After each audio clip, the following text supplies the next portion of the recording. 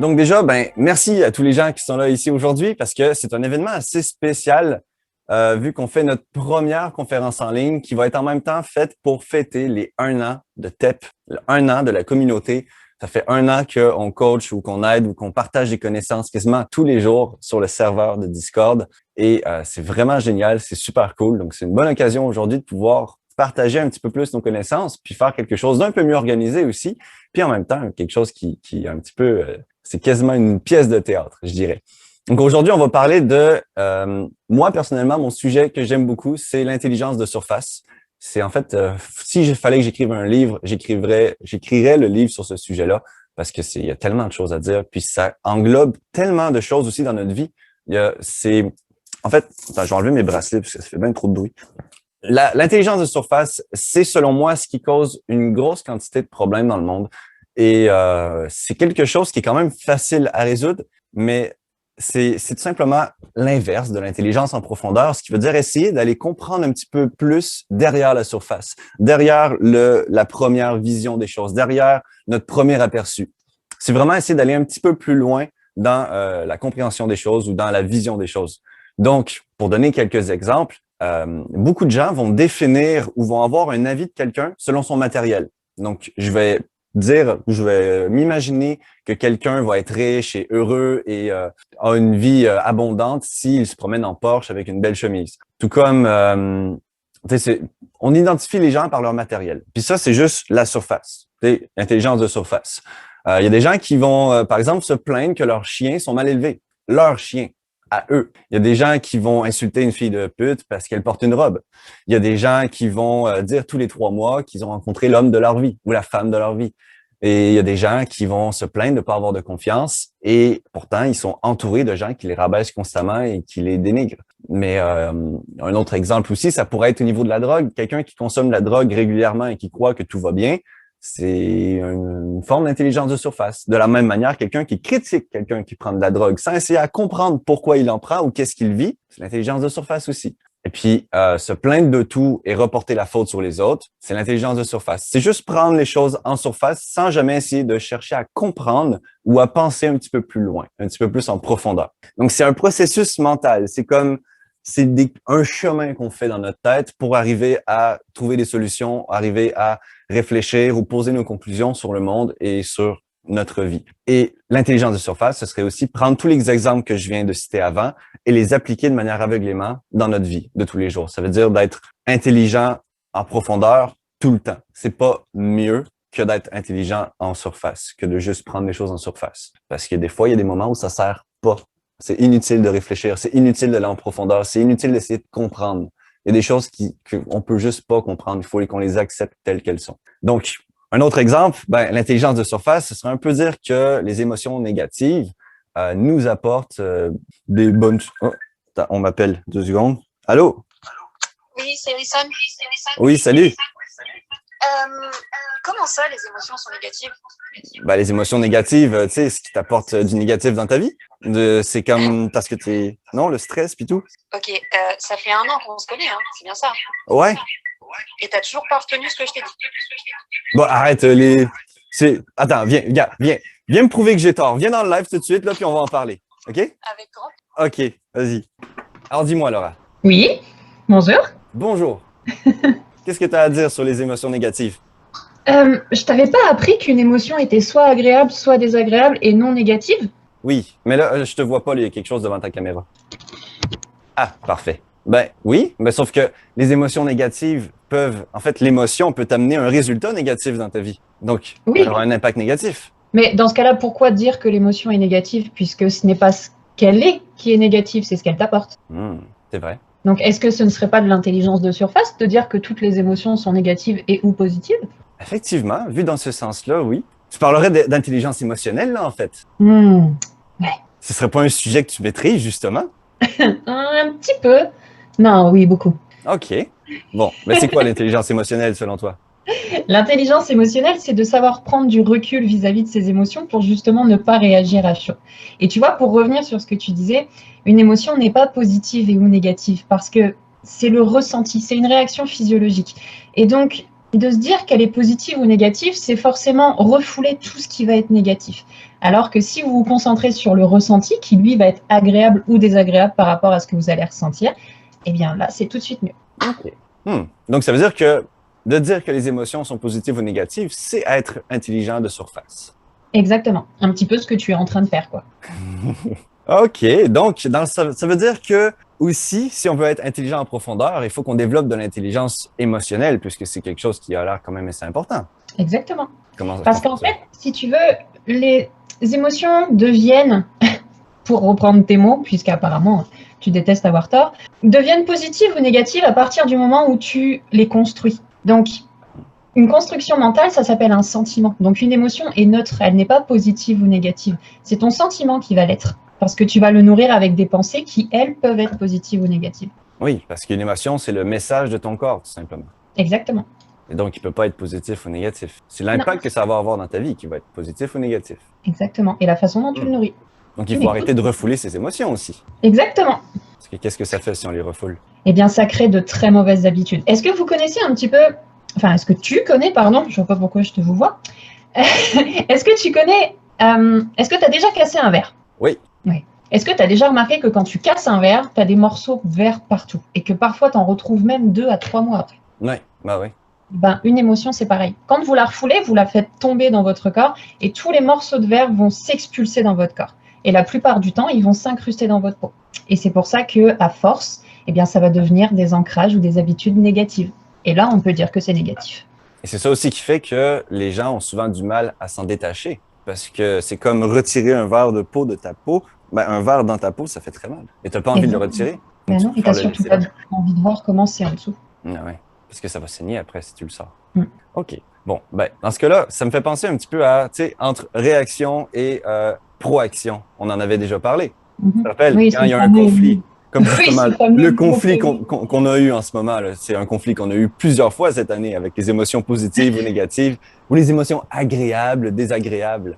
Eh bien, ça dépend. Le conflit se passe bien parce qu'on comprend chacun notre point de vue et on est capable de expliquer une autre sans devoir l'imposer à l'autre personne, tout comme on ne critique pas le point de vue d'autres personnes. Ce qui fait un débat intelligent, puisqu'on a une certaine émotion, on a une certaine intelligence émotionnelle. Parce qu'en fait, on ne réagit pas à chaud. Exactement. Puis donc ça, on ne réagit pas, justement, donner le bon mot. La réaction, c'est lorsque quelque chose se passe, tu réagis à ce qui se passe. Quand on est proactif, ce serait plutôt d'anticiper ce qui pourrait se passer pour éviter de le faire. Éviter d'avoir, par exemple, éviter de dire à quelqu'un que c'est un trou de cul et qu'il n'aurait pas dû naître. Eh bien, on va être proactif, on va se détacher de notre émotion, on va savoir qu'on est en colère et qu'on serait capable de dire des choses, mais vu qu'on est en colère, justement, on ne dit rien, on ne fait rien, on se détache, on recule un petit peu et à la limite, ben, on va prendre une marche, on va faire autre chose et on revient une fois qu'on est neutre parce que là, on va être capable de discuter correctement. Exactement. En fait, à partir de ce moment-là, on ne sera plus dans... on ne va pas chercher à imposer notre point de vue à tout prix. On va juste chercher un échange. Ce qu'on fait la plupart du temps quand on se dispute. Ben ouais. Non, moi, j'ai jamais eu des disputes autant intéressantes qu'avec toi. Et ça fait 1 an qu'on cultive ça. Oh oui, ça fait 1 an qu'on apprend à se disputer. C'était pas toujours facile, hein? Non, pas toujours. Ah. Mais on trouve toujours une solution, c'est ça qui est bon. Ah oui, mais pour revenir à ce que tu disais, tu sais, sur la proactivité, ouais. c'est un petit peu comme les gens, tu sais, qui arrivent à un moment de leur vie où ils ont un cancer et où ils se disent, bah tiens, je vais en profiter, je vais commencer à profiter de ma vie.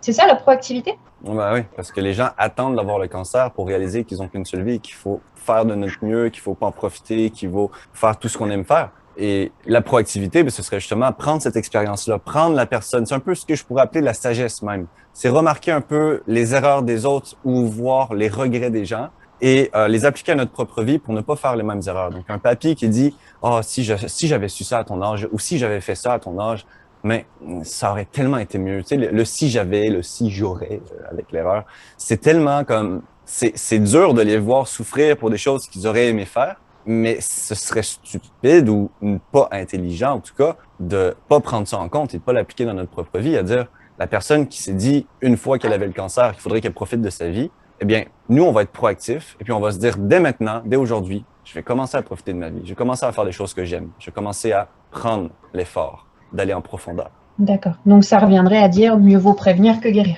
Oui, c'est ça. C'est une belle phrase qui définit ça. Je suis un petit peu flou en ce moment. Ouais, ça va. Et donc, ça me faisait aussi penser à la réalité et ma réalité. C'est un sujet qui est quand même quelque chose que nous, on comprend et que j'espère que beaucoup de gens comprennent ici. C'est qu'il y a une différence entre ma réalité, la réalité d'Harrison, la réalité de Monsieur Tong, la réalité de Jessie. On a tous, chacun, notre propre réalité. Comment je vois ça? C'est vraiment comment nous, on fait l'expérience de la vie. Donc, l'expérience qu'on fait de la vie, c'est notre réalité. Et la vie, c'est la réalité. La réalité, ça, c'est quelque chose qui est indiscutable, c'est quelque chose qui est vrai pour tout le monde, qui est similaire pour tout le monde. Ma réalité, c'est comment moi, je l'expérimente. Fait que si, par exemple, je sais pas, si, par exemple, quelqu'un vient dans ta cour et va voler ta voiture, la réalité, c'est juste quelqu'un est venu voler ta voiture. Ta réalité à toi, ça pourrait être quelqu'un m'en veut, quelqu'un me veut du tort, c'est une vengeance ou peu importe la raison que tu pourrais donner. Puis moi, ma réalité, ça pourrait être, ben tu l'as mérité parce que tu as fait telle chose, puis je t'ai vu faire telle chose, puis je vois que tu as un comportement comme ça qui t'attire, ce genre, ou alors le karma ou peu importe. Puis ma vision des choses, puis mon expérience va me faire avoir une certaine vision des choses. Et ça, c'est ma réalité, ça, c'est ma vision des choses. Elle est propre à moi et je peux pas t'imposer la tienne. C'est pour ça que les conflits sont constructifs. Et justement, par rapport à cette réalité, nourrir ses émotions et en faire quelque chose de positif ou de négatif, ça va donner un état un petit peu disproportionné à votre réalité. Par exemple, pour reprendre l'exemple de Sam, si quelqu'un vient vous voler de votre voiture et que toute la journée vous ruminez en disant de toute façon ça n'arrive qu'à moi et puis de toute façon je suis nul et puis de toute façon je mérite ce qui m'arrive et puis c'est toujours la même chose et puis nani, en fait là vous rentrez dans quelque chose qui est totalement disproportionné et donc vous rentrez dans ce qu'on appelle de l'imaginaire. Ce n'est plus votre réalité. En fait, vous n'êtes plus attaché à ce qui vient de se passer. Vous êtes juste attaché à plein de suppositions différentes. Et après, ça devient très dur de gérer tout ça parce que on n'arrive limite plus à faire la distinction entre ce qui est réel ou ce qui n'est pas réel. Mais c'est surtout qu'on est submergé par tout ce qui est irréel, par toutes des choses qui n'existent pas, qui vont jamais arriver ou qui sont arrivées. Et ça nous empêche d'être aujourd'hui, maintenant, avec ce qu'on a, d'être présent. Exactement. Et puis, votre cerveau ne fait pas la différence entre ce qui est faux ou pas. Ce qui est faux ou vrai, pardon. C'est-à-dire que si vous imaginez quelque chose, votre cerveau va se dire « Ok, c'est vrai ». Alors, si vous imaginez que vous êtes nul et que c'est normal qu'on vous ait volé votre voiture parce que de toute façon, ça n'arrive qu'à vous et que vous n'avez pas de chance, eh ben, vous allez ancrer ça dans votre système, dans votre subconscient, et puis vous allez finir par le croire. Et puis à chaque fois qu'il vous arrivera quelque chose, vous retomberez dans ce « oui, mais de toute façon, ça n'arrive qu'à moi, de toute façon, j'ai jamais de chance, regarde, la dernière fois, on m'a volé ma voiture, donc là, c'est normal qu'on me vole ma maison, et puis bientôt, on me volera ma femme, et puis nani, nana. » En fait, vous rentrez vous-même dans le cercle vicieux, en fait. C'est très intelligent ce que tu dis, je me vois tellement en toi. En moi. Tu t'imagines à ma place? Oui, je me vois à ta place. Ok. Oui. Comme quoi la réalité des uns est très importante, de toujours les différencier. Ah oui, d'ailleurs, l'importance de communication, utiliser les bons mots, être capable de bien s'exprimer. Et c'est aussi être sûr que ce que je dis, est-ce que l'autre personne a compris? Exactement. Les intentions. Il faut comprendre l'intention. Exactement. Fait que, puis dans ce que tu disais aussi, on va souvent faire de la fausse rationalisation, qui est exactement ce que tu as fait avec l'histoire de la voiture, qui est comme tu vas trouver toutes les raisons de pourquoi ça t'arrive ou tu vas trouver toutes les raisons de pourquoi ça marche pas, mais c'est la fausse rationalisation dans le sens où quelqu'un qui voudrait arrêter de fumer, tu vas dire ouais mais de toute façon c'est trop difficile, puis je mérite pas, tu sais je mérite une cigarette, je mérite de le fumer aujourd'hui parce que ça me fait du bien, puis parce que j'ai travaillé pour ça, parce que je suis allé courir dehors donc je le mérite. Et ça, c'est de la fausse rationalisation. C'est essayer de se trouver des arguments pour prouver ou pour montrer que ce qu'on fait est légitime, alors qu'on sait très bien et clairement que c'est pas du tout ce qu'il faudrait qu'on fasse et que c'est pas du tout bon pour nous. Mais on va quand même essayer de le rationaliser pour se soulager de ce petit crime, de ce petit péché qu'on s'apprête à commettre. Et on le fait pour tout, hein. On le fait très très souvent, que ce soit pas forcément que pour la cigarette, que ce soit pour le travail, pour le couple, que ce soit pour n'importe quelle activité, en fait. On va avoir tendance à utiliser cette fausse rationalisation pour justement avoir une raison de procrastiner, on va dire. Ouais, ça c'est un autre sujet sur lequel on pourrait parler pendant des heures, mais la procrastination, c'est au niveau de l'intelligence émotionnelle. Comment est-ce qu'on fait pour justement, on a parlé très rapidement, là, on a survolé beaucoup du concept de l'intelligence émotionnelle, mais comment est-ce qu'on pourrait faire, par exemple, pour avoir ce petit déclencheur, cet élément déclencheur ou ce trigger, cette alarme que quand on a une émotion intense qui arrive, désagréable ou agréable, pas négative ou positive. L'émotion désagréable qui arrive, qui est intense, comme le stress, la peur, la colère, eh bien, le stress, c'est une émotion, ça? Non, le stress n'est pas vraiment une émotion. En fait, d'ailleurs, j'ai appris quelque chose de très intéressant sur le stress, si tu me permets de le partager. C'est qu'en fait, votre cerveau ne sait pas que le stress est une situation extérieure. Par exemple, pour vous donner un exemple très concret, avant cette conférence, j'étais très stressée. Et j'ai commencé à avoir des maux de ventre. J'ai commencé à être fatiguée. J'ai commencé à avoir mal à la tête. Et en fait, votre cerveau, il va envoyer de l'acide un petit peu partout dans votre corps parce qu'il pense que le stress est à l'intérieur de vous et que c'est une menace qu'il doit dissoudre. C'est pour ça que quand vous êtes stressé, vous avez plein de petits mots différents, donc mots MAUX bien évidemment, et parce que votre cerveau cherche juste à dissoudre la menace qui est en train de gagner votre corps. Donc non, le stress n'est pas une émotion. Il naît des émotions, mais ce n'est pas une émotion en soi. Est-ce que ce serait un sentiment? Ah, je t'en pose une bonne, là. Erreur 404. Erreur 404. C'est dans le sens où c'est un ressenti physique. Pour ma part, je ne me suis pas encore penchée là-dessus, je vais être totalement honnête avec vous, parce que comme je vous l'ai dit tout à l'heure, en fait, un sentiment, c'est une construction mentale, donc c'est vous, par le biais de vos pensées et de vos manières d'agir, qui construisez votre sentiment, et une émotion, c'est un ressenti physique, sachant que là, c'est un ressenti physique, mais qui est créé par un sentiment. Il faudrait que je regarde quel serait le mot exact pour le stress. Je pense que ça peut être les deux, parce que tu peux construire mentalement ton stress, comme ça peut arriver de manière inconsciente. Tu peux ne pas penser à quelque chose, mais parce que tu sais que dans 1 heure, tu vas avoir une entrevue avec quelqu'un, puis que dans 2 semaines, tu dois absolument trouver les 200 € pour ton entreprise, sinon tu vas plus être capable de payer quoi que ce soit, puis tu vas faire faillite. Eh bien, c'est sûr que c'est un stress mental que même si tu y penses pas, c'est présent. Ça tourne dans ta tête et ça te provoque du stress. Tu vois, je suis pas forcément d'accord avec toi. Parce que du coup, si tu penses que dans 2 semaines, tu dois 200 € à quelqu'un… Conflit. Ben non, mais tu vas y penser du coup. Parce que si tu te dis, OK, dans 2 semaines, je dois 200 € à un tel. Pendant 2 semaines, tu vas ruminer ça. Et puis, tu vas commencer à avoir ces pensées négatives qui vont être « je vais jamais réussir à le rembourser. Puis de toute façon, j'aurais pas dû lui emprunter. Puis de toute façon, je savais que je pouvais pas faire ça. Puis comment ?» Puis en fait, tu vois, tu vas rentrer dans justement ce cercle-là. Donc, il y a des pensées. Donc, c'est pas forcément quelque chose qui est déjà là. Tu peux le ressentir inconsciemment, je suis pas sûre. Ben, parce que moi, pour te raconter une histoire, quelque chose qui est très révélateur dans ce point-là, c'est mon père me racontait souvent, moi, il fallait toujours que mon père m'explique pourquoi il me dit non. Il me fallait une explication, il fallait que je comprenne quelque chose pour l'accepter. Si je le comprenais pas, j'étais incapable de l'accepter et j'insistais ou je relançais ou je trouvais une autre manière de le convaincre jusqu'à ce qu'il m'explique une raison que j'accepte. Et donc, par exemple, j'invitais souvent des amis chez moi. Quasiment toutes les fins de semaine, j'invitais du monde, puis on faisait des petites fêtes, ou des fois on était juste calme.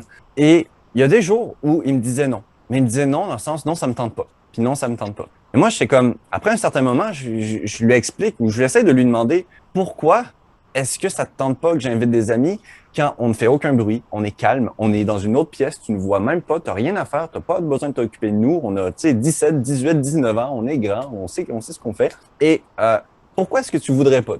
Je voyais aucune raison logique. Puis lui, il m'a expliqué que quand il y a des enfants chez lui, il est responsable de ces enfants-là. Et même s'il y pense pas, même s'il regarde la télévision, même s'il fait quoi que ce soit d'autre, il y a une petite roulotte qui se met en marche dans sa tête, en mode, il y a des enfants chez moi et je suis responsable et je dois m'assurer que tout se passe bien. Et même s'il y pense pas, même s'il regarde la télévision et qu'il est distrait par quelque chose, ça lui provoque une fatigue, ça lui provoque un petit stress mental qui est tout le temps présent, tant et aussi longtemps qu'il sait, consciemment ou inconsciemment, qu'il y a des enfants chez lui dont il est responsable. Il me disait que des fois, j'ai pas envie de ressentir ça. Des fois, j'ai juste envie d'être calme, j'ai juste envie de ne penser à rien. J'ai pas envie de savoir, qu'il y a des enfants et que je pourrais éventuellement devoir interagir, tu vois. Mais du coup, c'est une peur qu'il a. C'est une peur qu'il arrive quelque chose aux enfants qui sont là. Le connaissant, je pense pas que ce soit une peur. C'est juste l'instinct d'un père ou l'instinct d'une mère. Tu sais, c'est comme une maman qui voit sa fille partir en vacances. Le fait que sa fille parte loin, elle a même pas besoin d'y penser, même si elle fait sa journée quotidienne, qu'elle commence à travailler, qu'elle regarde la TV, quoi que ce soit. Il y a quand même un petit quelque chose qui est dans sa tête en mode ma fille, elle est loin, elle est en danger. Peut-être. Je vais encore dire que je suis pas d'accord, mais parce que du coup, ça reste une peur. Ça reste une peur. Alors, ou alors c'est ce qu'on pourrait peut-être appeler. Non, je pense pas que ce soit la charge mentale, puisqu'il y a pas assez pour que ce soit ça, mais c'est dans le sens où, comment tu me l'as raconté, ton père avait la responsabilité des enfants qui étaient chez lui. Jusque-là, on est d'accord. Donc, la responsabilité, c'est de se dire, s'il arrive quelque chose, c'est moi qui est responsable. Et vu qu'on ne veut pas être dans cette responsabilité-là, on a peur qu'il arrive quelque chose. Mais cette peur-là, donc on nourrit cette peur et on stresse. Oui, mais est-ce que c'est forcément conscient? Donc du coup, on ne peut pas dire que le stress est une émotion, puisqu'on l'a construit avec la peur qui, elle, en est une. Mais est-ce que ça peut être un sentiment pour autant? Il va falloir qu'on ait fait des recherches là-dessus. On va faire une conférence en 2022, puis on va vous parler du stress. D'où vient le stress et pourquoi le stress? C'est quoi le stress? Exactement. C'est quoi le stress? Revenons à l'intelligence émotionnelle. Revenons à l'intelligence émotionnelle. Donc, justement, ce que je voulais dire par rapport à ça, c'est qu'on avait exploré beaucoup de choses de l'intelligence émotionnelle rapidement. Et je voulais en parler, de savoir quand quelqu'un a une réaction. Donc, c'est juste, il se passe quelque chose, ou on va dire ta copine, ton copain te dit quelque chose, et ça te fait réagir tout de suite. Parce que ça touche une de tes valeurs, ou parce que t'es pas en accord, ou parce que ça t'insulte, ou peu importe. Ou parce que tu l'as mal interprété et que l'histoire que tu t'es fait dans ta tête te fait réagir d'une certaine manière contre lui, alors que son intention était bonne, n'était pas du tout d'insulter. Mais bon, ça c'est autre chose. Et donc, comment est-ce qu'on fait? À ce moment-là, quand la personne nous crée une réaction, donc il nous dit quelque chose qui fait émerger quelque chose en nous, une émotion intense, que ce soit colère, frustration, ou du stress, qui n'est pas une émotion, ou ni un sentiment, qu'on ne sait pas c'est quoi. Eh bien, comment on fait pour prendre ce recul? C'est pour faire un petit pas en arrière et se dire, OK, là j'ai une émotion, il faut pas que je parle, il faut pas que je réagisse, il faut pas que je l'attaque, il faut pas que je fasse quoi que ce soit, je vais juste prendre une petite pause. Et puis là, on pourra en parler aussi par rapport à l'intelligence émotionnelle sur les émotions, le petit chemin à suivre pour éviter de faire des erreurs ou éviter de regretter des choses qu'on va dire ou faire. Donc, la première étape, ce serait, on va en parler maintenant. Tiens. Première étape, ce serait d'identifier c'est quoi l'élément déclencheur. Donc, qu'est-ce qui me provoque une émotion? Si c'est quelqu'un, le but, ça va être de s'éloigner de l'élément déclencheur jusqu'à ce qu'on ait retrouvé une stabilité mentale, je dirais, émotionnelle. Et une fois qu'on a la stabilité émotionnelle, on peut revenir parler à la personne et on lui parle surtout de manière neutre. On essaie de notre mieux de pas réenchérir et de pas ramener l'émotion. Parce que sinon, il va falloir qu'on se recule à nouveau. Pour une simple raison, tout à fait scientifique, là, ça a été étudié qu'à chaque fois qu'on a une émotion intense, que ce soit l'amour, le stress, la peur, la colère, le cortex préfrontal, c'est plutôt que le cerveau reptilien, donc le cerveau instinctif là, de base animal, va couper les connexions entre le cortex préfrontal et lui-même. Ce qui fait que le cortex préfrontal, c'est tout ce qui nous permet de réfléchir, ce qui nous permet d'avoir une logique, qui nous permet de comprendre les choses. Donc, clairement, quand on est sous émotion intense, on devient des animaux, on perd toutes nos facultés sociales d'interagir avec des gens ou de vivre dans une société. On devient juste bestial, dans le sens où tu attaques, ou tu te protèges, ou tu figes, puis tu sais pas quoi faire. C'est ce qu'on appelle un coup d'état émotionnel. Et justement, pour répondre à ta première question, en fait, la réponse est dans le terme, puisqu'on appelle ça l'intelligence émotionnelle. Donc, comment on fait pour réagir à une émotion? On le fait intelligemment, en fait. Je pense que tout le monde connaît ce qu'on appelle le crime passionnel. Donc, c'est par exemple un homme ou une femme qui surprend son conjoint ou sa conjointe en train de le tromper et qui, par excès de colère, justement, donc par cette émotion qui se provoque en lui, en fait, il tue la personne en face de lui. Et plutôt que de prendre justement ce recul, de sortir et de se dire, OK, je vais exprimer ma colère d'une façon ou d'une autre, je vais hurler, je vais taper, je vais utiliser cette énergie que cette émotion est en train de m'envoyer pour justement dire, OK, si cette personne avait fait ça avant d'arriver à ce crime passionnel-là, qui bien souvent la personne regrette à la fin, et quand vous écoutez un petit peu ce que ces gens-là disent lors de leur procès, plus particulièrement, c'est qu'en fait, soit ils se souviennent de rien, justement parce qu'en fait, leur cerveau émotionnel, comme on disait tout à l'heure, a été totalement coupé, a pris totalement contrôle sur la raison, et ils regrettent leurs actes. Alors que si la personne avait pris du recul, avait soufflé et avait dit, bon, ok, pourquoi elle m'a trompé? Qu'est-ce qui s'est passé dans notre relation pour qu'elle en arrive là? Et puis, en fait, il aurait pris le recul nécessaire et il n'aurait pas commis cet acte, donc il n'aurait pas réagi sous émotion. Quand vous avez un conflit avec une personne, ayez toujours cette image en tête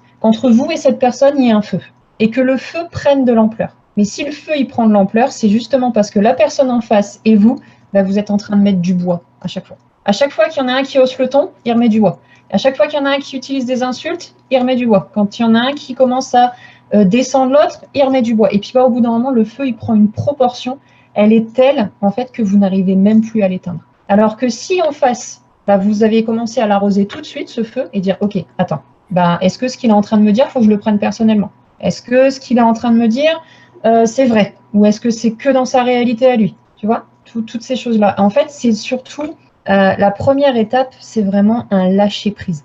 Alors, je ne vous dis pas que vous allez devenir intelligent émotionnellement en 2 jours, parce que moi, ça m'a pris un petit peu plus d'1 an, et encore même aujourd'hui, il m'arrive de réagir sous émotion. Mais c'est quelque chose qui se travaille, en fait, puisque c'est quelque chose qui est en vous.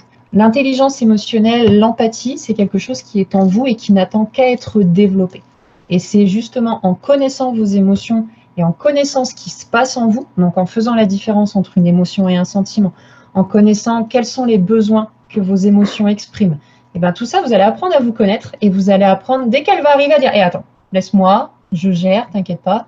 Et là, vous allez répondre à ce qu'on appelle intelligemment. Tu te vois toujours en moi ou... On voit toujours en toi.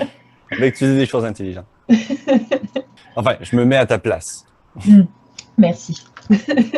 Alors, il y a Intervalle qui dit merci, j'avais juste quelque chose à dire par rapport à ce qu'a dit Samuel. Ok, vas-y, si tu veux, tu peux... Vas-y. Alors, si je me souviens bien, avant de faire la conclusion et que Laura prenne la parole, tu avais parlé de la gestion des sentiments, je crois. J'ai bien suivi le sujet, je viens d'arriver, je suis désolée. Faut savoir que ça fait quelque temps que je suis arrivée sur TEP, 3 semaines exactement. Et le lendemain où je suis arrivée sur TEP, j'ai appris que j'étais bipolaire. Et pour moi, en fait, gérer mes émotions, c'est quelque chose qui est très compliqué. Faut savoir que j'ai eu contact avec Laura hier soir parce que je me suis énervée pour aucune raison. J'ai perdu contrôle de moi-même, en fait, et je ne savais pas comment me calmer. Et vraiment, j'ai pris contact avec Laura pour essayer de m'apaiser et comprendre ce qui m'arrivait. Et j'ai pris également contact avec un de mes collègues qui, travaille aussi dans la psychologie, sociologie. Et il m'a dit vraiment, pour gérer tes émotions, quand tu vas te retrouver certainement dans cette phase un peu noire où tu t'énerves sans comprendre pourquoi, sans savoir pourquoi ni comment. En fait, tout simplement, il faut se poser sur une chaise, faire un petit peu de la méditation. Donc, en reprenant la technique que Laura m'a donnée hier soir, c'est la technique du 4x4. Donc, c'est pendant 15 secondes, j'aspire et pendant 4 secondes, je relâche tout. Et en fait, il faut tout simplement poser les mains à plat sur nos cuisses, les pieds bien au sol et faire le 4x4. Même si au début, ça fonctionne pas, j'étais très réfractaire, je me suis dit, ça fonctionne pas, c'est mort, c'est pas la peine, je suis énervée. Tout simplement, il faut le faire 2 à 3 fois, suivant ma personnalité. Moi, j'ai dû la faire une quinzaine de fois avant que ça fonctionne. Et une fois qu'on se sent en fait vraiment détendu, relâché et que on se sent mieux en fait apaisé, il faut tout simplement ouvrir gentiment les yeux et puis se poser 3 questions. Donc c'est pourquoi je me suis énervée, avec qui je me suis énervée et comment ça m'a énervée. Exactement. En fait, en faisant ça, tu identifies ton besoin. Chaque émotion cache un besoin. Par exemple, la colère, souvent, ça va être un besoin, alors j'en prends un parmi tant d'autres, mais ça va être un besoin du temps, on se met en colère parce qu'on voit une injustice. Et quand tu vas déterminer ton besoin, tout de suite, tu vas savoir ce qu'il faut faire pour le régler, donc pour le combler, en fait. Et à partir du moment où tu l'auras comblé, ta colère... tu vois, pour te donner un petit exemple par rapport à ce qu'on parlait hier, alors c'est encore autre par rapport à la bipolarité, parce que dans la bipolarité, comme son nom l'indique, tu passes d'un pôle à un autre. Donc tu passes de la manie à la dépression en un quart de seconde. Donc ça, c'est encore autre chose. Mais c'est que ton émotion, quand elle va arriver, tu peux utiliser ce qu'on appelle, ce que j'ai appelé la force créatrice. C'est-à-dire que quand j'ai une émotion, et là je prends mon exemple, je vais en faire quelque chose.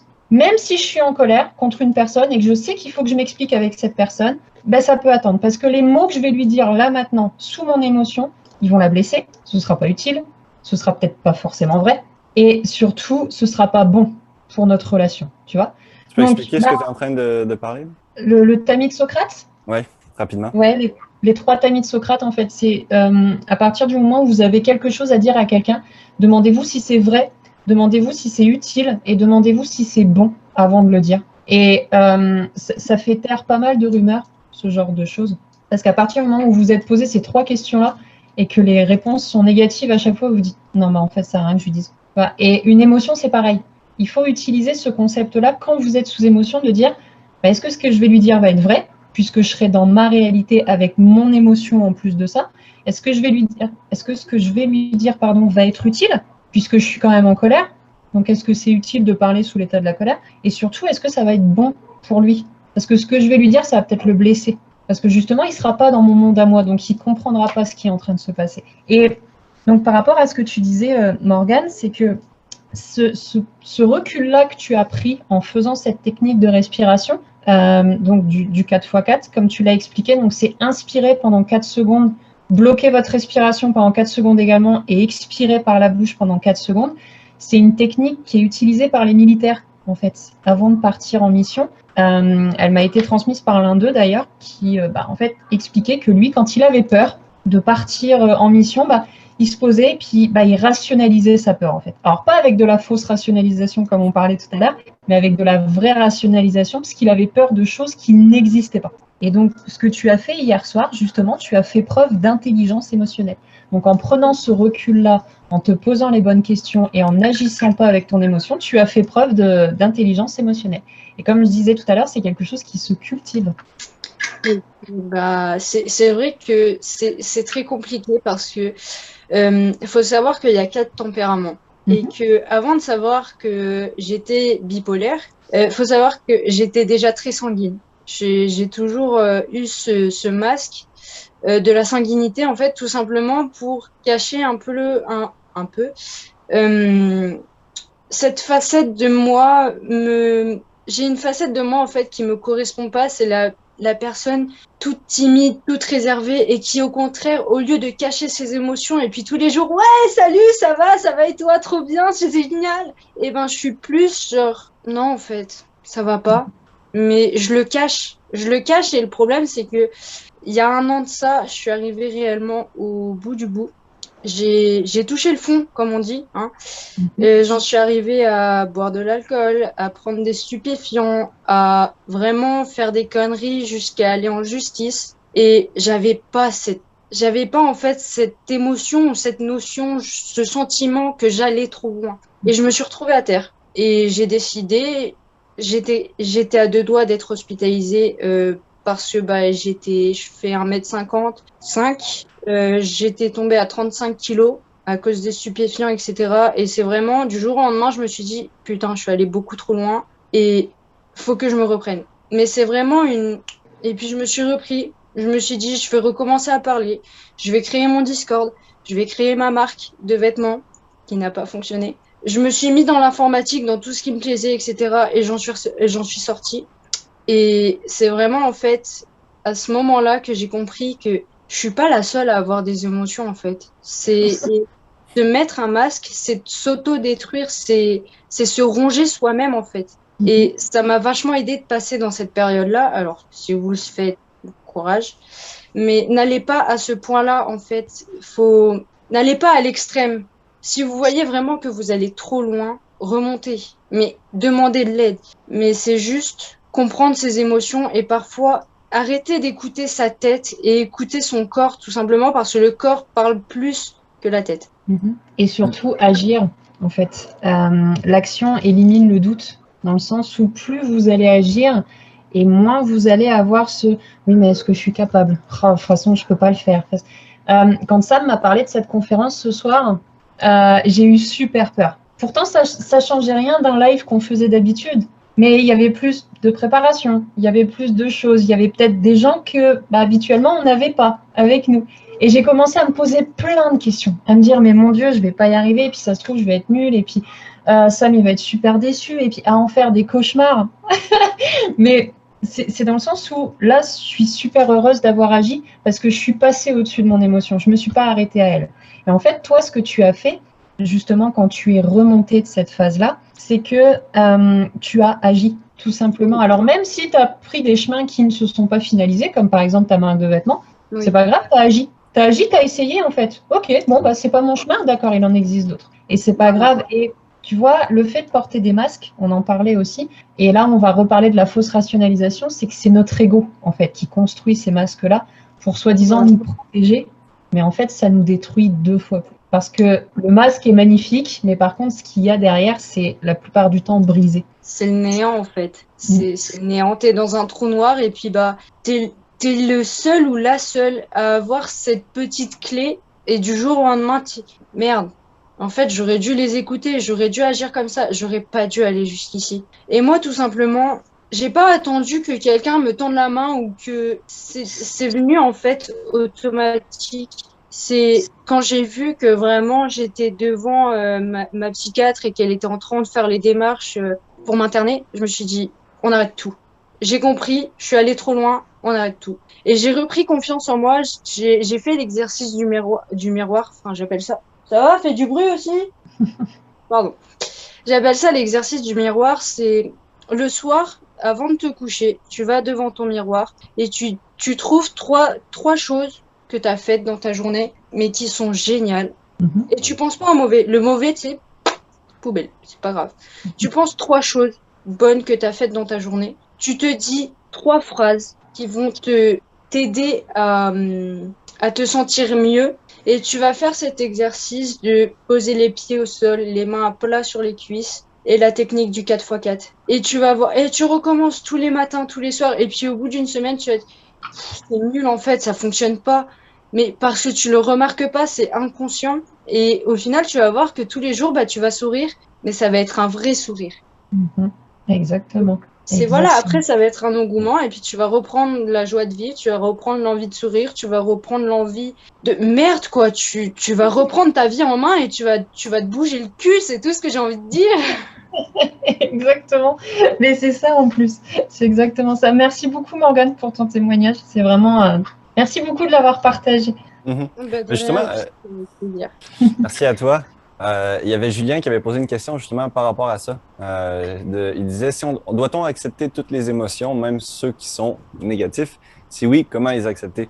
Parce que, comme ce que tu disais, c'était que si tu portes un masque et que tu fais des choses qui ne te correspondent pas ou que tu exprimes des choses qui ne sont pas toi, je pense que c'est Tony Robbins qui disait ça, que c'est impossible d'atteindre le bonheur sous un masque complet. Oui. D'atteindre le bonheur peut-être, mais d'être comblé. Tu peux pas être comblé et vivre vraiment de manière purement authentique dans le bonheur et dans tout ce que tu veux si tu vis sous un masque. Et que les émotions, justement, qu'elles soient désagréables ou agréables, que tu les aimes ou pas, que leur impact dans ta vie soit négatif ou positif, eh bien, ces émotions-là, tu dois les vivre et tu dois toutes les vivre. Parce que serait le bonheur si tu ne sais pas c'est quoi d'être malheureux? Voilà. Tu sais, dans le sens où les gens qui ont le cancer et qui passent à 2 doigts de mourir et qui après découvrent à quel point c'est important de vivre, justement, ont cette joie et ont cette gratitude de vivre parce qu'ils ont vécu le total inverse. Et c'est un moyen un peu brutal de le réaliser et il y a d'autres moyens de le réaliser.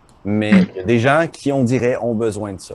Moi, j'avais pas envie d'avoir besoin de ça. J'avais pas envie d'avoir besoin de me casser les jambes pour comprendre qu'il faut que je commence à prendre soin de ma santé ou à profiter du fait que je peux marcher ou à faire du sport et à rester en forme. J'avais pas envie de tomber gravement malade et d'avoir des allergies, de commencer à ne plus être capable de manger rien parce que je prends pas soin de ce que je mange et je prends pas soin de ma santé. J'avais pas envie de devoir réagir.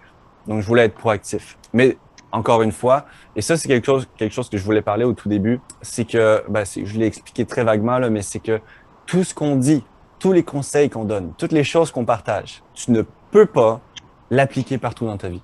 Il faut vraiment que je trouve un terme pour ça. J'ai trouvé un terme pour l'intelligence de surface. Il faut que je trouve un terme pour ce genre d'intelligence-là. C'est d'être capable de prendre le conseil, l'adapter dans ta vie et l'appliquer seulement là où ça s'applique. Dans le sens où, si je te dis justement qu'il faut avoir de l'intelligence émotionnelle et prendre du recul ben tu peux, on va avec la pensée positive, tiens, pensez toujours positivement, pensez toujours dans les choses positives. OK, cool, mais est-ce que ça veut dire qu'il faut que tu élimines le négatif de ta vie? Tu sais, si ça, c'est ce que tu as dans ta tête, dans ce cas-là, tu as mal appliqué la pensée positive. La pensée positive, c'est garder une concentration vers le positif. C'est continuer à regarder le positif, mais en restant réaliste. C'est juste ne pas voir les choses pires que ce qu'elles sont. À la limite, tu peux les voir mieux que ce qu'elles sont. Aucun problème. Mais les vois pas pires que ce qu'elles sont. Et surtout, t'empêche pas de vivre quelque chose qui ne correspond pas à ce que tu veux. Si tu veux être heureux, t'empêche pas de vivre le malheur. Parce que si tu bloques ça, tu seras pas authentique, tu seras pas toi, tu vas porter un masque, le masque de la rigidité, qui ne veut pas être fragile, qui ne veut pas se laisser affaiblir, qui ne veut pas se laisser toucher par les gens. Et tu vas avancer vers un pseudo-bonheur qui, au final, va de plus en plus te rendre brisé, qui va de plus en plus te faire de mal, qui va de plus en plus te détacher du goût de la vie, parce que tu saurais même pas c'est quoi d'être toi. Tu l'auras oublié tellement tu es sous un masque. Il y a un très bon film qui, je pense, n'est pas vu comme il devrait être, justement. Moi, j'appelle ça, ce que tu viens de décrire, j'appelle ça de l'intelligence d'adaptation, en fait. C'est-à-dire que je prends un concept et je l'adapte à ma vie, mais à ma vie. Et il y a un film, alors vous allez me dire, oui, mais c'est Le Noël de Monsieur Scrooge. Je ne sais pas si tout le monde connaît ça.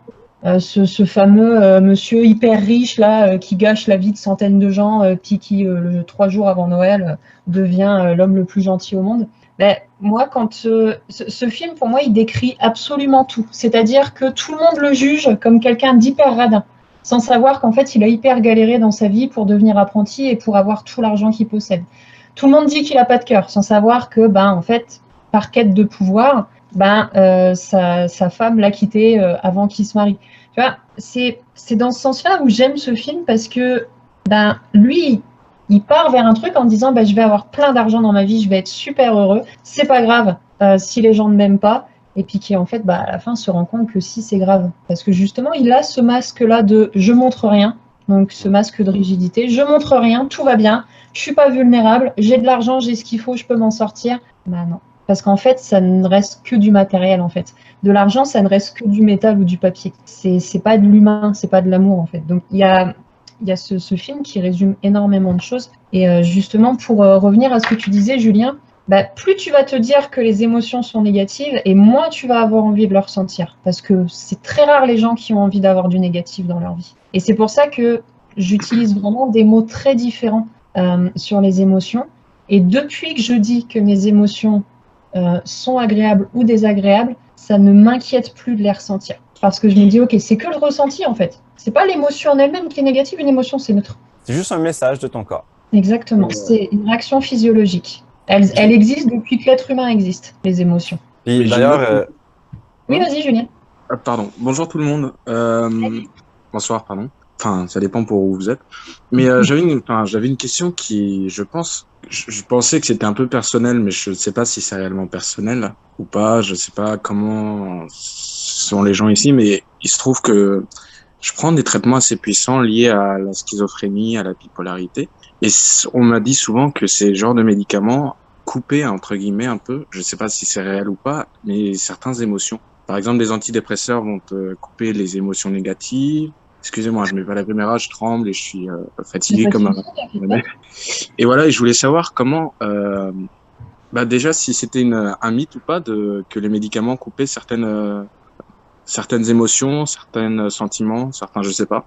N'importe quelle drogue, dans le fond, qui est à peine un changement chimique dans ton corps. Tu sais, une émotion, c'est de la chimie. C'est que tu as des neurotransmetteurs qui viennent se connecter à certaines places de ton corps et tu as une certaine réaction physiologique qui te fait ressentir quelque chose et que toi, selon le contexte, tu l'interprètes et tu en détermines une émotion. Tu sais, j'avais vu un exemple, par exemple, dans un livre justement de psychologie qui expliquait le processus des émotions, que c'est d'abord, et là encore, il y a 2 écoles. Hein. Il y en a une qui dit que c'est d'abord, il y a un événement qui va provoquer, comme par exemple, tu es dans une forêt et tu entends un bruit. Donc, ce bruit va provoquer une réaction physiologique. Donc, tu vas avoir le cœur qui va battre plus vite, tu vas avoir des sueurs, tu vas avoir les muscles tendus. Et là, un ours surgit. Donc, tu as peur. Donc là, tu as la réaction, là, tu as l'émotion de la peur et là, ben, tu as 3 réactions. Soit tu te bats, tu cours ou tu figes. Il y a l'autre théorie ou l'autre côté qui dit que c'est d'abord la réaction physiologique et c'était quoi déjà? C'était que ben, tu as la réaction physiologique, tu as la peur. Donc la peur, ça va être directement la peur avec la réaction physiologique. Puis qu'après, selon le contexte, il me semble que c'était, je sais plus exactement la comparaison des deux. Il y avait un, c'était le contexte avant, il y en avait l'autre, c'était la réaction physiologique avant, il me semble. Je sais plus, là, je suis mêlé. Mais en tout cas, il y a un processus entre ça. Et dans le même exemple, il expliquait que si tu as les mêmes bruits dans la forêt, dans la même circonstance, et que là, c'est une femme toute nue qui surgit, ben, c'est pas de la peur que tu vas ressentir, c'est de l'excitation. Ou c'est une attirance sexuelle ou peu importe. Pourtant, parce que quand tu ressens cette attirance sexuelle-là ou quand tu as ce genre d'émotion-là, tu vas avoir aussi le cœur qui bat plus vite. Tu vas avoir aussi, tu sais, de l'amour. Tu vas avoir le corps un petit peu plus, ton sang, il va circuler un peu mieux, tu vois. Donc, les deux réactions, la même réaction physiologique, selon le contexte, pourrait te faire ressentir deux émotions différentes. Et quand tu prends une drogue, tu vas altérer tes sens, tu vas altérer les réactions physiques dans ton corps.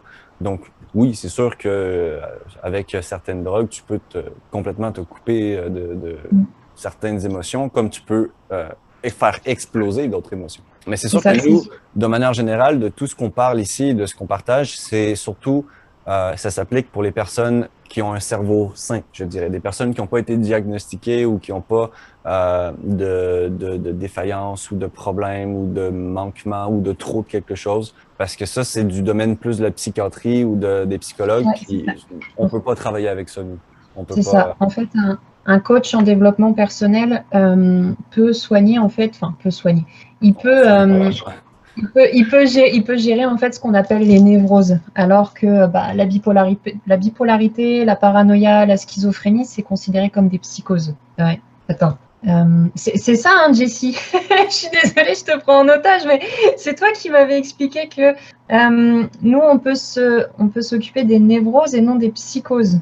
Attends, je l'ai vu dans mon cours de psychologie en plus. Il me semble que c'est ça.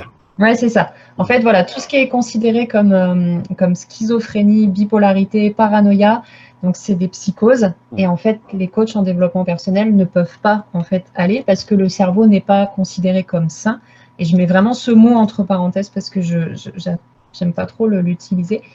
Là, ça va être, comme disait Sam, en fait, dans le domaine de la psychiatrie. C'est-à-dire que ça va être par le biais de traitement. Et donc, oui, pour répondre à ta question, que ce soit antidépresseur ou anxiolytique, ça va te couper cette chimie-là, justement. Pour te donner un exemple, à chaque fois que je faisais des crises d'angoisse, je prenais toujours des anxiolytiques. C'est-à-dire que la première fois que j'ai ressenti vraiment de la peur, j'ai rien compris à ce qui se passait dans mon corps parce qu'à chaque fois, je la faisais taire avant, en fait. C'est un petit peu comme si vous avez déjà peut-être eu ce truc entre amis où vous vous regardez dans les yeux puis que votre ami commence à dire un truc puis tu dis « tais-toi ». Et ben en fait, quand vous prenez un antidépresseur ou un anxiolytique, c'est ce que vous faites avec votre émotion. Votre émotion, elle arrive, elle veut s'exprimer et vous tais-toi. En fait, c'est juste ça. Et du coup, vous commencez à ne plus connaître les ressentis de cette émotion, surtout si vous en prenez depuis un moment. Et donc, dès que ça vous arrive, vous comprenez pas et hop, il faut que je prenne ce médicament parce que c'est des médicaments auxquels on devient très très vite dépendant en fait. Puisqu'on se sent bien. Et l'être humain a cette particularité, c'est qu'il veut se sentir bien tout le temps. Ouais. Alors, du coup, il rentre dans ce cercle qui dit, attends, tiens, prends un petit cachet miracle, là, et puis tu verras, tu te sentiras mieux. Alors que parfois, il suffit juste d'arracher ce bout de verre, comme on expliquait en tout début de conférence, d'arracher ce bout de verre d'un coup, et puis de soigner votre plaie qui est en dessous, plutôt que de le laisser, puis dès que vous tirez un petit peu, ah non, je vais prendre un calmant. Et, ah non, je vais prendre un calmant.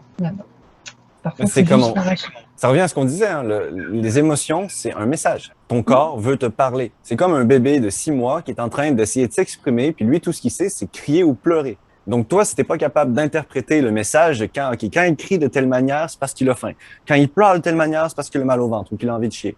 Et quand il pleure ou qu'il crie, là, ça veut dire autre chose. Puis toi, c'est ta job d'essayer de comprendre ton enfant, d'essayer de comprendre qu'est-ce qu'il veut dire parce qu'il sait pas parler. Donc, c'est comprendre l'expression. Et ton corps, ton corps, c'est un enfant de 6 mois. C'est la même chose. Lui, tout ce qu'il sait faire, c'est t'envoyer des émotions. Donc, quand il a ou de la douleur. Donc, quand il a quelque chose à te dire, il te le fait passer par un message corporel. Si toi, tu dois comprendre ce message-là. Tu dois pas essayer de le cacher. C'est pas un problème. Il est en train d'essayer de te parler. Écoute-le. Si quelqu'un, imagine, tu es en couple avec quelqu'un, puis que la personne te dit tous les problèmes qu'elle a, puis je me sens mal dans le couple parce que je trouve que tu es un peu trop dominant dans cette partie-là, ou je trouve que tu parles trop, ou tu dis ce genre de mots-là et ça me plaît pas du tout. Toi, tu es toujours non, non, non, non, non, non, non, non, non, je veux rien entendre. Ben, Chris, vous allez finir par vous séparer, puis ça va finir mal, puis ça va finir en engueulade, puis ça va finir en conflit, et ça va juste jamais bien se terminer. Donc, c'est juste ça. C'est ça. Écoute ton C'est corps. exactement Comme elle disait, intervalle, comment c'est, gars? Morgane. Morgane, qui disait qu'il faut écouter son corps, justement, parce que ta tête, elle parle beaucoup, beaucoup, beaucoup, beaucoup, mais elle parle très peu de qualité. Ton corps, il parle très, très peu, mais ce qu'il dit, c'est de qualité. Donc, faut l'écouter. C'est la seule chose que tu ne peux pas te permettre de pas écouter. Parce que Puis si vous utilisez... Vas-y, pardon, Sam. si tu n'écoutes pas ton corps, un jour, il va te forcer à t'écouter. Beaucoup de gens vont le remarquer. Si tu ressens une certaine fatigue, et c'est d'ailleurs comme ça qu'arrive un burn-out. Un burn-out, en québécois, c'est quand tu travailles trop et que tu ressens une fatigue corporelle, tu ressens un stress corporel ou mental et que tu n'écoutes pas, que tu continues d'avancer, tu continues de te dire, ben non, je suis plus fort que ça, ben non, je vais y arriver, ben non, c'est rien, c'est pas grave. Et tu continues jusqu'à temps que tu sois plus capable, puis là, tu pars en arrêt maladie pendant 2 mois parce que tu es incapable d'utiliser ton corps correctement parce que là, il a dit, c'est bon, stop. Genre, tu veux pas m'écouter pour mes petits messages, ben tu vas m'écouter parce que je vais te forcer à m'écouter. Et c'est la même chose qui arrive avec les maladies. Quand tu n'écoutes pas tes émotions et que tu enfouis tes émotions, ça peut se transformer en maladie après dans ton corps. Puis comme tu le dis, ça mal a dit. La maladie. Voilà, si vous prenez un petit peu l'origine du mot et que vous le décortiquez, ça fait mal a dit. À partir du moment où vous avez une maladie, c'est votre corps qui s'exprime. Et tout à l'heure, tu prenais l'exemple d'un couple qui se dispute. Quand vous ne vous écoutez pas vous-même, vous vous disputez avec vous-même, en fait, parce que vous ne vous écoutez pas. Et pour répondre à ta question, Spiro, la différence entre une émotion, justement, et un sentiment, une émotion, c'est une réaction physiologique, c'est-à-dire qu'elles sont ancrées en toi. On les a tous, nos émotions, c'est pour ça que vouloir les refouler ou vouloir faire en sorte qu'elles n'existent pas, ce serait un petit peu dans le domaine de l'absurde, et je mets bien ce mot entre guillemets, parce que elles font partie de toi en fait. C'est ce qui fait que tu es en vie depuis je ne sais plus combien d'années maintenant. Donc c'est une réaction physiologique, c'est comme disait Samuel tout à l'heure, c'est de la chimie. Un sentiment par contre, tu vas le construire. La joie est une émotion, l'amour est un sentiment. La colère est une émotion, la haine est un sentiment. C'est parce que de ta colère, tu vas avoir tout un défilement de pensées qui vont être soit positives ou négatives. Donc, on reprend l'exemple de tout à l'heure, je me suis fait voler ma voiture. À la base, c'est ça. L'émotion, c'est je suis en colère parce qu'il y a eu une injustice puisque je me suis fait voler ma voiture. Et de cette colère-là, tu vas dire, de toute façon, je suis nulle, ça n'arrive qu'à moi, je suis qu'un poissard, et puis j'ai jamais de chance dans ma vie, puis de toute façon, tout est nul. Donc, tout ça, ça va être ton défilement de pensée qui, de ton émotion, qui à la base, elle était totalement neutre, tu vois, elle était là parce qu'elle devait être là, et tu as construit mentalement un sentiment de haine envers tout le monde, par exemple, parce que tu sais pas qui t'a volé ta voiture, donc tu as un sentiment envers tout le monde. Et pour vous donner un exemple de la durée d'une émotion, la dernière fois, j'étais au téléphone avec quelqu'un et je recevais plein d'appels de mon petit copain. Et je comprenais pas, parce qu'il sait très bien que quand je suis en séance, j'accepte pas les appels. Et puis je vois qu'il insiste, et là, je regarde à ma fenêtre et je vois des gens mettre mes chiens dans leur coffre. Donc, soi-disant que mes chiens s'étaient sauvés, qu'ils avaient ouvert le portail qui est fermé avec 3 verrous et un fil, enfin bref. Et là, je vois des gens mettre mes chiens, mes bébés, mes fils, ma bataille, dans le coffre de leur voiture. Et là, je sors et j'ai peur, en fait, parce qu'on est en train d'enlever mes chiens. Je suis arrivée devant les gens, je fais « Mais vous faites quoi ?» Et la personne m'explique qu'ils ont vu les animaux au bord de la route, qu'il est vétérinaire, qu'il l'emmène à la clinique, ok, pas de souci. Non, mais vous inquiétez pas, ils m'appartiennent, je suis leur maîtresse, je vais les récupérer. Cette peur-là et cette colère, elle aurait pu durer 4-5 jours, si j'avais voulu. Oh, des semaines. Elle a duré même pas 5 minutes parce que j'ai récupéré mes chiens. Ok, bon, j'en étais où? Ouais. Parce que le problème était résolu, en fait. Je ne l'ai pas amplifié. Je ne l'ai pas amplifié en disant, oui, regarde, ces gens-là, ils ont essayé de me voler mes chiens. Et puis, si ça se trouve, on les aurait enlevés, puis on les aurait revendus, puis je les aurais plus jamais revus. Là, j'aurais construit un sentiment de détresse, en fait. Et ça aurait duré beaucoup plus que de 5 minutes. Alors que là, je suis juste rentrée. J'ai vécu mon émotion en hurlant un petit peu sur les gens et en les regardant un peu bizarre. Mais ça y est, après, c'était fini. Parce que j'ai arrêté totalement de la nourrir. Oui, voilà. C'est bon, j'ai fini. Voilà. Aussi, parce qu'on pourrait en parler pendant des heures, mais je vais terminer comme ça avec une petite histoire, vu qu'on avait prévu de faire 1 heure, par rapport aux émotions. Dans l'intelligence de profondeur aussi, qui est toujours d'aller chercher un peu plus loin, toujours essayer de comprendre un petit peu ce qu'il y a derrière la surface. Moi, j'avais un de mes coachs qui me disait tout le temps qu'il fallait que j'accepte mes émotions. Accepte-les, tout le temps. Il dit, accepte-les, que ce soit bien ou pas bien, que tu les sentes, que tu les aimes ou que tu les aimes pas. Moi, j'ai fait une rationalisation positive dans l'autre sens où je m'aime. J'aime mon corps, j'aime qui je suis. Et donc, par définition, si je m'aime, je dois aimer tout ce qui fait partie de moi. Tout ce qui fait partie de moi, ça veut dire aussi les émotions qui sont désagréables. Et à un certain moment, j'étais dehors, puis j'étais en train de me séparer avec quelqu'un. C'était juste après ou juste avant. Et j'étais assez frustré, en colère, parce que je comprenais pas pourquoi, parce que tout allait bien, parce qu'il y avait aucune raison. Et j'avais plein d'émotions, mais surtout de la colère et surtout de la tristesse. Et comme d'habitude, ben, j'ai eu le réflexe de juste, je le cache. Je l'enfouis, puis je dis, mais non, c'est pas grave, puis on pense à autre chose, puis ça va aller. Mais non, ce moment-là, je me suis rappelé de la phrase de mon coach qui me disait, accepte tes émotions. Donc là, tout ce que j'ai fait, c'est un petit peu comme Morgane. J'ai pris le temps de respirer, mais juste vraiment de me connecter avec moi-même. Dans le sens où mon émotion, elle est où? C'est vraiment de l'introspection. Tu t'observes, elle est où? Qu'est-ce que je ressens? Et là, ça peut être colère, tristesse, tu essaies de les nommer. Je pose des noms.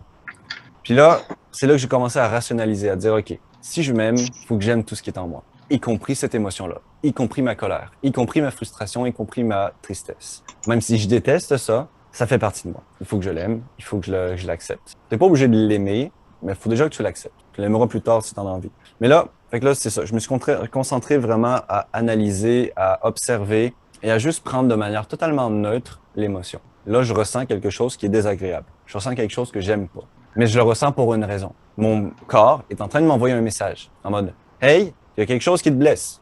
Hey, il y a quelque chose qui arrive dans ta vie qui ne correspond pas à ce que tu veux. » Ou « Hey, il y a quelque chose qui est l'inverse de ce que tu veux. » Ou peu importe le message. C'est un message. Mon corps fait juste me parler. Pourquoi est-ce que j'essaierais de le cacher ou de le détruire? Non, je l'accepte, ça fait partie de moi. Et j'ai même commencé à l'aimer. Et c'est là que ça a été le plus bizarre, c'est parce que je me ressentais de la colère et de la tristesse et j'ai commencé à rire. Parce que je l'avais accepté, puis parce que c'était en moi, puis parce que j'avais accepté que c'était en moi, je commençais à me sentir bien par rapport à ma colère. Je commençais à me sentir bien par rapport à ma tristesse. Et donc là, j'avais vraiment accepté mon émotion et je commençais à rire parce que j'étais triste. Et j'avais entendu dire qu'on pouvait pas ressentir 2 émotions en même temps, mais soit je vagabondais chaque milliseconde entre les deux, soit je les ressentais pas mal en même temps parce que j'étais en train de rire de tristesse. Je riais que j'étais en train de me sentir mal parce que j'étais en train de réaliser que, oh my God, pour une fois, je suis pas obligé de les cacher, je suis pas obligé de les enfoncer, je suis pas obligé de les détruire ou de les rabaisser ou de les ignorer. Je peux juste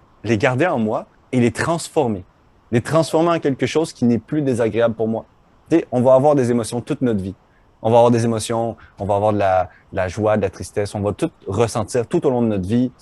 Il y aura jamais, tu sais, une ligne constante vers le positif. Il y aura toujours oui, non, oui, non, oui, non. Mais donc, tant qu'à devoir vivre ces émotions-là et tant qu'à les subir, autant que je change ma perception sur les émotions et que je commence à les aborder d'une manière plus saine, d'une manière qui va m'apporter du bon dans ma vie.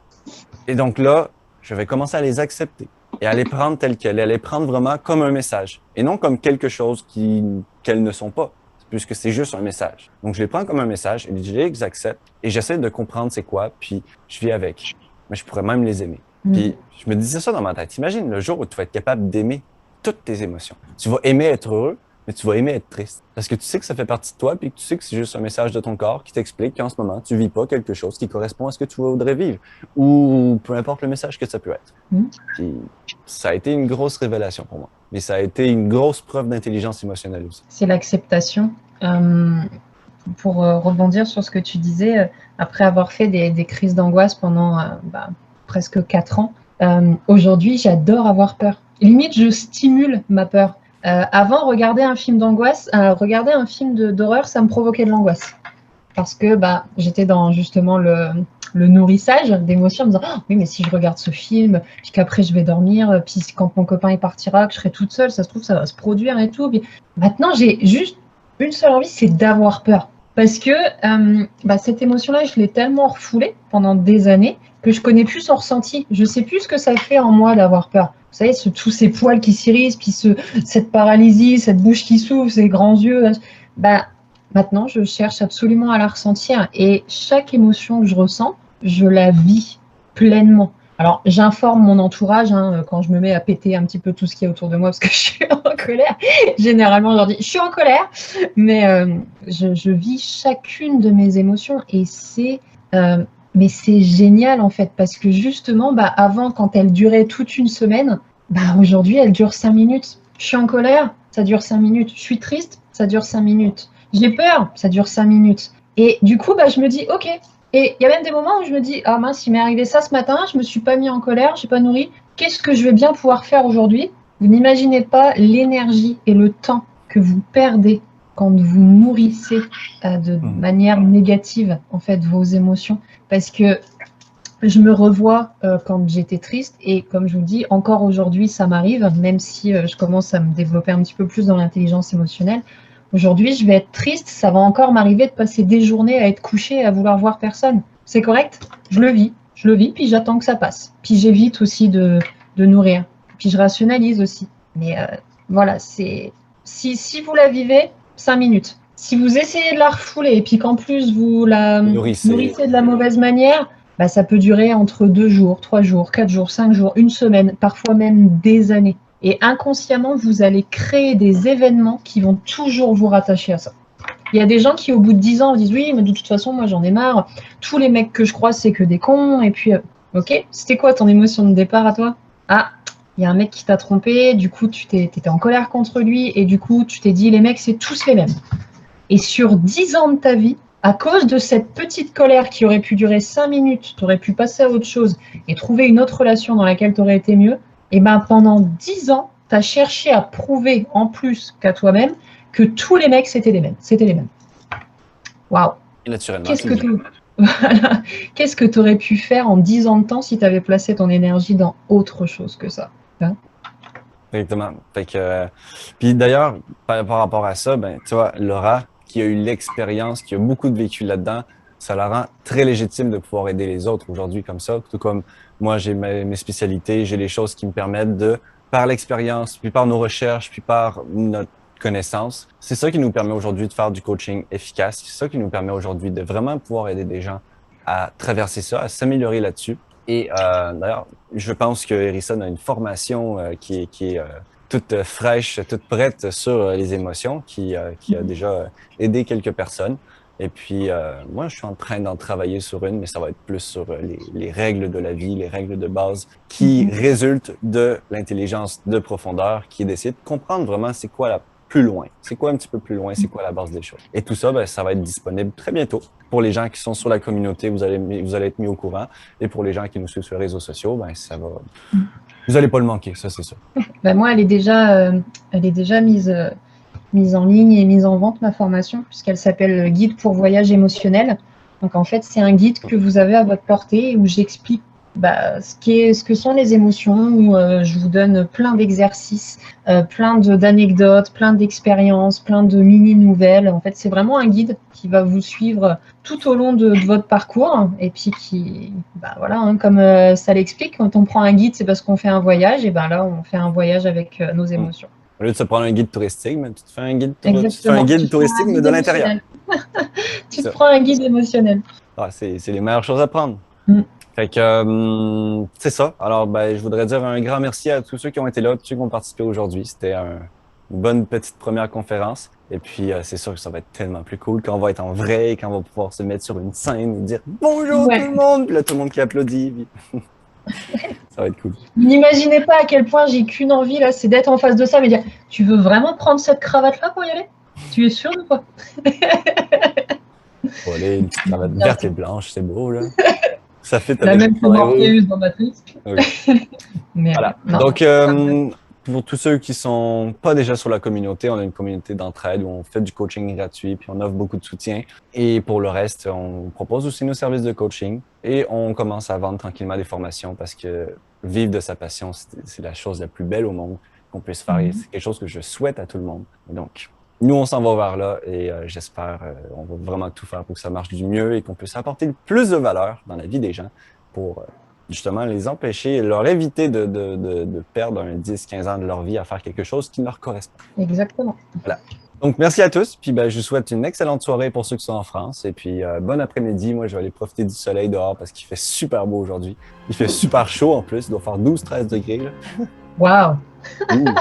Ah, mais arrête. 12-13 degrés avec du soleil, ça monte à 20 degrés. Donc, c'est Vous magnifique. n'êtes pas confinés, vous? Non. Non? Ou peut-être, je sais pas. Je suis pas au courant. On prend une amende tout le temps. En tout cas, bonne soirée à tout le monde.